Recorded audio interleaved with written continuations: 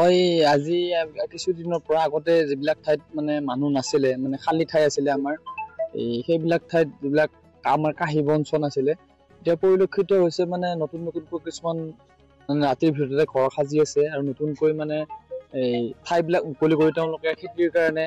সহজ কৰি লৈছে ঠাইবিলাক। এই দেখি মানে আমাৰ বেয়া লাগিছে যে যিহেতু চৰকাৰে ইমান এটা ডাঙৰ পদক্ষেপ লৈ থকাৰ পিছত চৰকাৰৰ কথা কোনো কাম সাৰ নিদিয়াকৈ কোনো মানে গুৰুত্ব নিদিয়াকৈ তেওঁলোকে এইবিলাক অবৈধভাৱে মাটিবিলাক আকৌ বেদখলৰ আওতাত আনি আছে আৰু আনি পেলাই তাত নতুনকৈ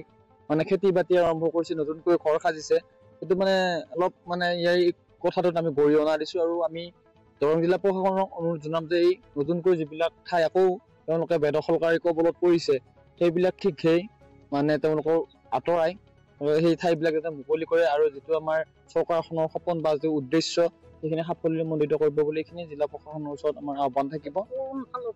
এতিয়া তেওঁলোক ৰাতাৰাতিৰ ভিতৰতে ক'ৰ পৰা আহে কেনেকে আহে তেওঁলোকৰ পৰা কোনো ইনফৰমেশ্যন পোৱা নাযায়, কিন্তু প্ৰত্যক্ষ কৰা যায় যে তেওঁলোকে নতুনকে